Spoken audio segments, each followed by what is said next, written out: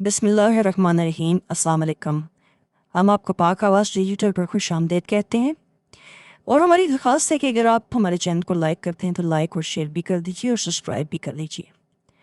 अच्छा नाज़रीन, जब से इंडिया पाकिस्तान के दरमियान जंग की बातें हो रही हैं, इंडिया ने हमारा पानी रोकने की बात की, सिंथास माहे को ख़त्म करने की बात की, तो उसके जवाब में पाकिस्तान ने कहा कि अगर आपने ऐसा किया तो हम इसे जंग तस्वुर करेंगे।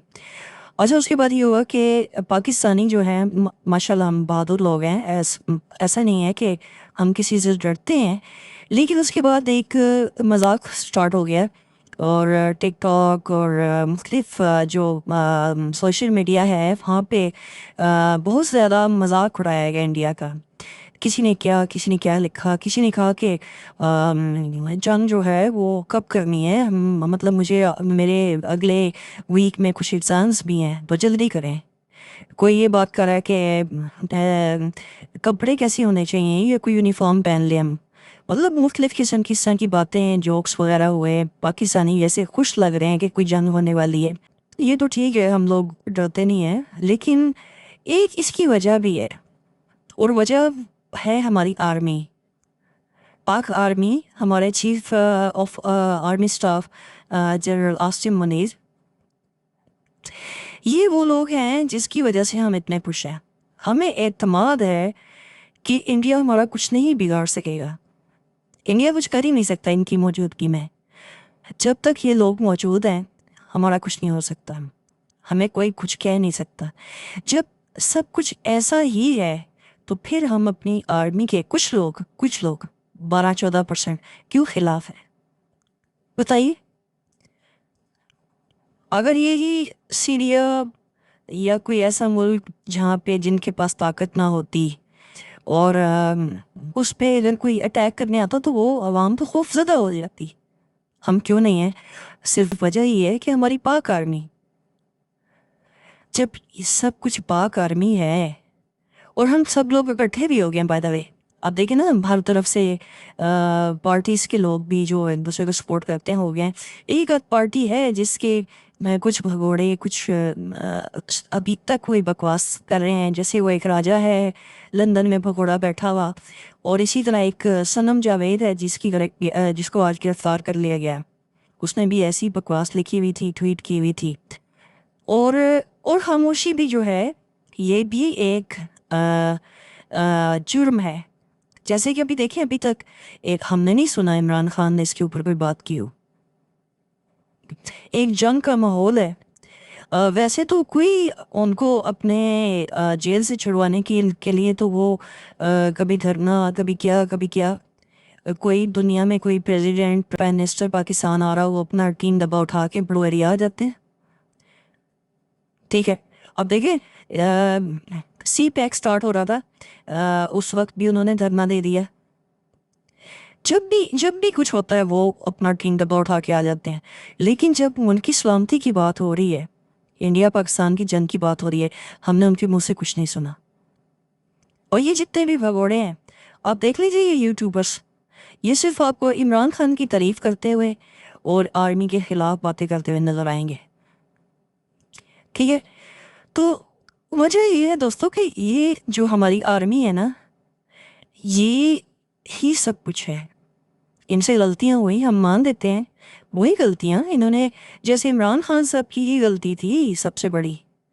बाजवा साहब ने समझा शायद ये कोई बहुत अच्छा इंसान है, जो इसके बारे में एक तासुर कायम किया गया कि बड़ा अच्छा इंसान है, बड़ा नेक है, ये है वो। तो जब उसके करतूत पता चले, उसकी हुकूमत आई, उस दौरान उसने जो बातें, जो वादे किए थे वो पूरे नहीं किए और हमें हर चीज़ उल्ट की।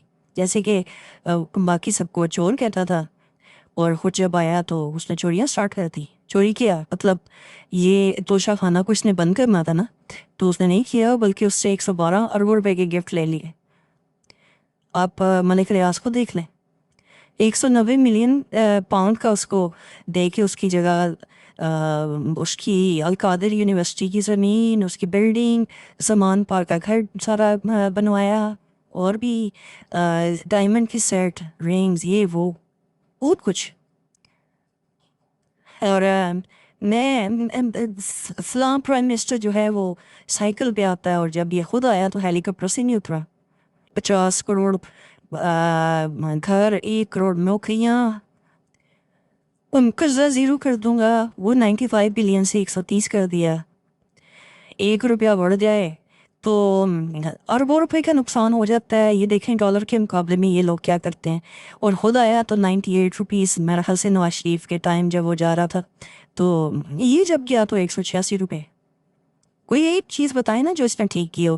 بل جلائے 6 روپے کے اوپر، 6 روپے کے اوپر کہ 6 روپے یونٹ ہے. جب خود آیا تو 40-45 روپے یونٹ کر دیا.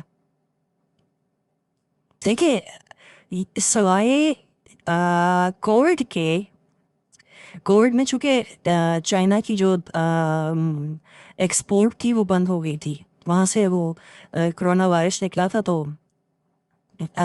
پوری دنیا میں ایکسپورٹ بند ہو گئی، جس کی وجہ سے 3 ممالک جو تھے جیسے پاکستان، بنگلہ دیش اور انڈیا، انہیں بہت سارے آرڈرز ملے. اس میں ہماری کچھ تھوڑی بہت ایکسپورٹ بڑھی اور عمران خان صاحب کی کچھ عزت بچی، ورنہ پہلے 2 سال تو لوگ چیخے مارتے تھے. اور ہوا یہ کہ ایک مہم چلائی گئی آرمی کے خلاف. جیسے ہی وہ گئے اور آرمی کے خلاف نفرت پھیلائی گئی، اور وہ نفرت کام کر گئی. برین واشڈ ہوئے، لوگوں کو سمجھ نہیں آئی. لوگوں کو لگا کہ یہ جو عمران خان صاحب اندر ہیں یہ حافظ صاحب نے کیے ہیں. ہاں حافظ صاحب نے ہی کیے ہوں گے، لیکن کیا کسی نے یہ پوچھا کہ حافظ صاحب نے ایسا کیوں کیا؟ حافظ صاحب نے عمران خان کے دور میں اس کو کرپشن سے منع کیا، اور وہ اچھی طرح جانتے ہیں کہ یہ کرپٹ ہے. ٹھیک ہے، تو پھر کہتے ہیں جی فارم 45 47. او بھائی، تو 2018 میں کیا ہوا تھا؟ وہ کون سا فارم تھا؟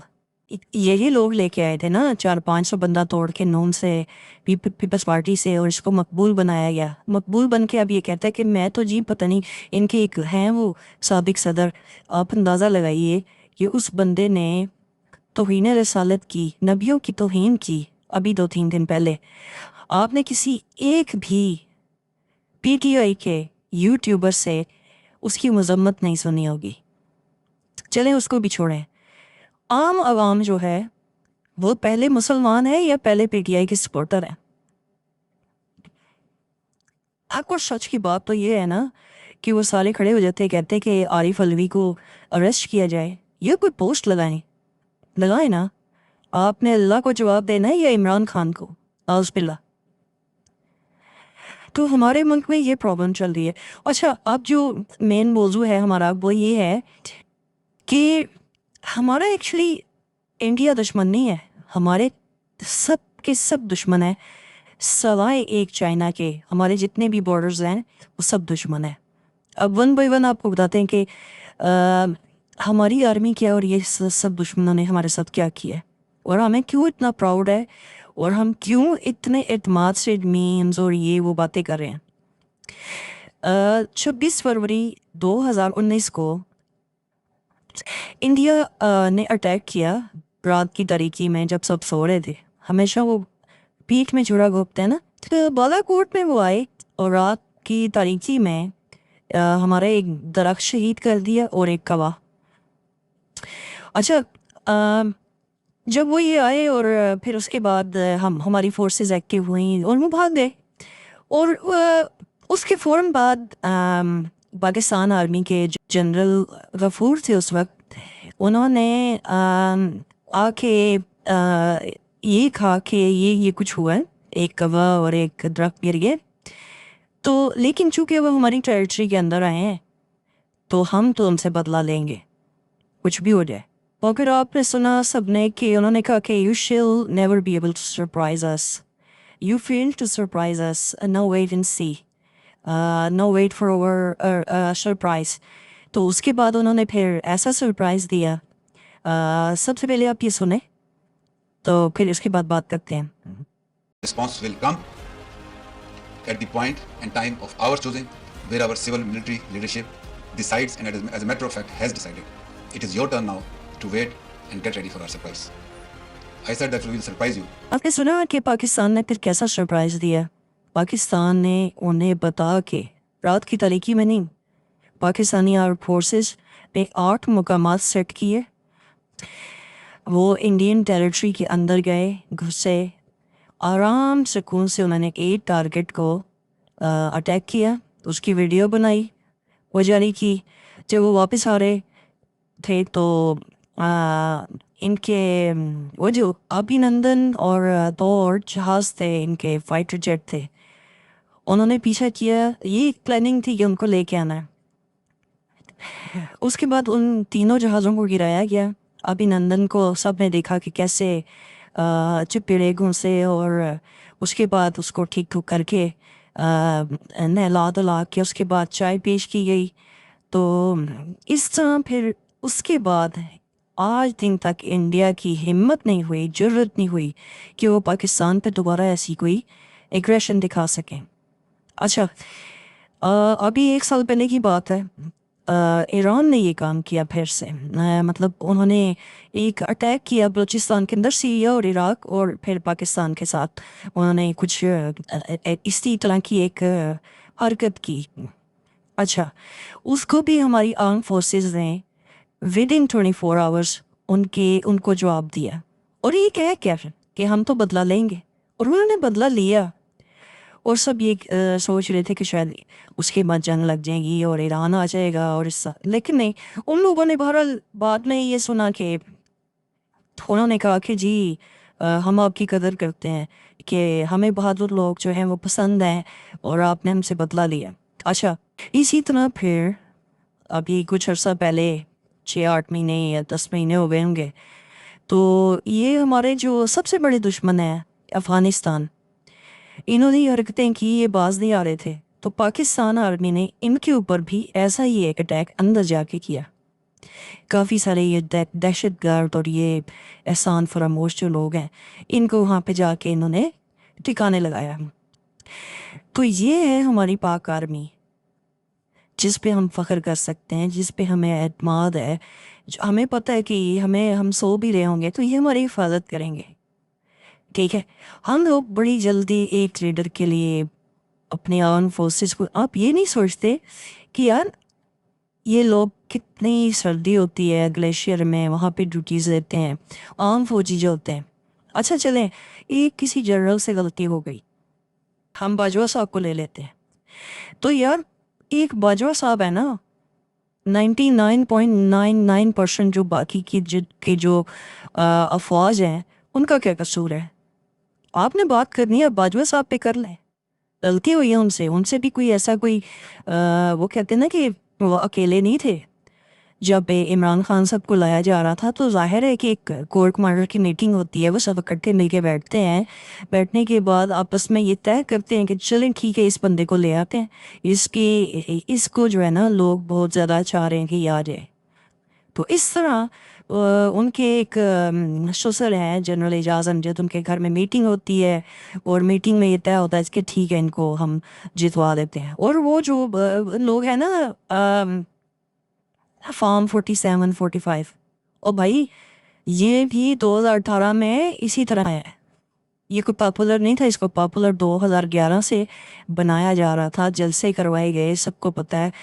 جنرل بادشاہ تھے, جنرل ظہیر الاسلام تھے, اس کے بعد جنرل حمید کو انہوں نے تو خیر پارٹی بنائی تھی, سب جانتے ہیں, انہوں نے ہی پارٹی بنائی تھی.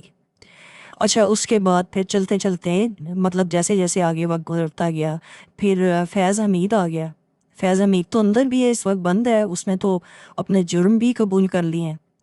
تو یہ کوئی شخص ایسا نہیں ہے کہ کوئی یہ جمہوریت پسند ہے, یہ جمہوری اس کے اوپر اپنی جد و جہد کر کے آیا ہوا. مشرف کے ٹائم پہ بھی اس نے مشرف کو ووٹ دیا تھا. ٹھیک ہے, تو یہ ایسا کوئی جمہوری نہیں ہے. نواز شریف کے ساتھ جب تک اس کا مطلب تھا اس وقت بھی یہ اس کے ساتھ بیٹھ کے میٹنگ ایک کرتا تھا, اور کوئی نہ کوئی پریس کانفرنس اور یہ وہ ایسی باتیں کرتا تھا. تو اس کی مجبوری تھی دوسروں کو چور کہنا. اگر یہ نہ انہیں بدنام کرتا, نہ ان کا نام خراب کرتا, تو اس کو کسی نے آنے دینا تھا. اس نے اپنی جگہ بنانی تھی نا. تو اس نے جھوٹ بولے, اتنے جھوٹ بولے, ہر کسی کو چور, یہ بھی چور وہ بھی چور. مولانا فضل الرحمان بھی ڈیزل. اب دیکھیں نا مولانا فضل الرحمان اگر اس کی نظر میں ڈیزل یا کرپٹ تھے تو یہ تو ان کی منتیں ترلے کرتا پھر رہا ہے کہ یار مجھے آپ میرا ساتھ دیں. جس بندے کو اس نے غلط کہا بعد میں اسی سے ہی ہاتھ ملانے کی کوشش کی تاکہ یہ باہر آ جائے یا اس کی حکومت بچ جائے. ٹھیک ہے. ملک ریاض کو یہ ڈاکو کہتا تھا نا. ملک ریاض پاکستان کا سب سے بڑا ڈاکو ہے اور یہ لوگوں کو خرید لیتا ہے اور جو حکومت آتی ہے بندے خرید لیتا ہے. تو اس کے ساتھ وہ 4 سال اس کے گھر میں کیا کرتا رہا, بیٹھ کے چائے پیتا رہا, اس کو زمینیں دیں, سب کچھ دیا, اس نے اس کو فائدہ دیا. تو آپ لوگ اس چیز کو سمجھیں کہ یہ کرپٹ آدمی ہے. ٹھیک ہے. ہم سب نے اس کا ساتھ دیا اپنے دور میں, سب نے, ہم تو اس پہ بہت زیادہ اس کا ساتھ دینے والے لوگ ہیں. لیکن جب ہمیں اس کی کرتوت پتہ چلے, جب اس کی حکومت آئی, ظاہر ہے اس سے پہلے ہمیں کیا پتا تھا یہ کیا ہے. کوئی اس کی آڈیو لیکس نہیں آئی ہوئی تھی, اس کا کوئی ایسا کرتوت سامنے نہیں آیا ہوا تھا, حکومت اس کو نہیں ملی ہوئی تھی. KPK کی حکومت تھی, اس کا تو ذکر ہم نہیں غور کرتے تھے کہ وہاں پہ کیا چل رہا ہے. بس ٹھیک ہے, تعریفیں چل رہی ہوتی تھیں کہ یوٹیوبرس, ہم کہتے تھے ٹھیک ہے. لیکن جو مین حکومت پورے پاکستان میں ہوئی, اس سے ہمیں آئیڈیا ہوا کہ یہ تو شخص کچھ بھی نہیں کر رہا. الٹا یہ کبھی وہ بزدار کو وسیم اکرم کہہ کے لگا رہا ہے, کبھی اپنی مرضی سے سارے کام چلا رہا ہے, کبھی جو اس کا دل کر رہا تھا یہ کر رہا تھا. اس نے یہ سوچا کہ چلو اب میں آ گیا ہوں, فیاض حمید میرے ساتھ ہے, باجوہ میرے ساتھ ہے, میرا کسی نے کیا کر لینا ہے. لیکن بازی پلٹی. یہ جو حافظ صاحب ہیں, حافظ صاحب نے اس وقت اس کی کرپشن کے اوپر اس کو بتایا کہ سر یہ آپ کے گھر سے یہ کرپشن ہو رہی ہے, آپ اس پہ ذرا غور کریں.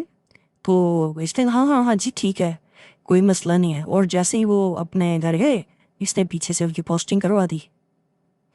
باجوہ کو کہے نہیں جی مجھے یہ بندہ چاہیے, اس کی کہیں پوسٹنگ کروا دیں. تو وہاں سے جنرل آصم منیر کو تو پتہ چل گیا تھا کہ یہ ٹھیک بندہ نہیں ہے, کرپٹ ہے. اور یہ جتنی بھی آڈیو لیکس آتی ہیں یہ 100% اوتھینٹک ہیں, ہماری ایجنسیز نے یہ ریکارڈ کی ہوتی ہیں.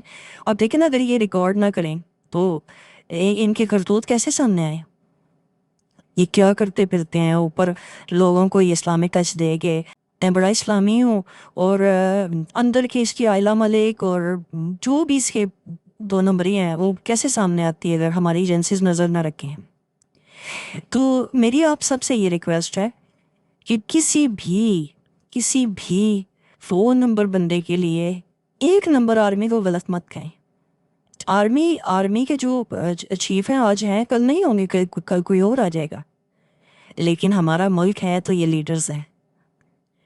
آپ لوگوں کے جو برین واشڈ ہو چکے ہیں نا, آپ اس پہ ذرا غور فرمائیے. آرمی چیف نے لاسٹ ٹائم ایک بات کی تھی سورہ احزاب کا حوالہ دیتے ہوئے کہ جو بات سنو اس کی تحقیق کرو, تحقیق کرنے کے بعد پتہ کرو یہ بات ٹھیک ہے یہ غلط ہے. یہ جو دور چل رہا ہے نا AI اور اس کے علاوہ بھی جو 5th جنریشن وار ہے نا, کہ پہلے ہوتا تھا نا کہ پہلی جو جنگ تھی چپیڑوں کی تھی, جو 1st جنریشن تھی, پھر دوسری ہو گئی تھوڑا بہت کچھ اسلحہ آ گیا, پھر تیسری ہو گئی کوئی تھوڑے بم شم مار دیے, پھر چوتھی جو ہے وہ ایٹم بم یہ وہ, اب 5ویں جو ہے نا 5th جنریشن وار. اس کا مطلب یہ ہے کہ اپنے ہی لوگ ایسے ہی ان کے ذہن خراب کر دیے جائیں کہ اپنے ہی لوگ جو ہیں وہ اپنی آرمی کے خلاف ہو جائیں. اور یہ کس نے کیا ہے, یہ دشمنی کس نے کی ہے, یہ سب جانتے ہیں, یہ عمران خان نے کی ہے. عمران خان حکومت میں رہتا تو آرمی چیف باپ تھا, نیوٹرل تھا. حکومت میں نہیں ہے تو آرمی چیف غدار ہے اور نیوٹرل بھی نہیں ہے. بس اتنی سی ایک بات کو سمجھ جائیں.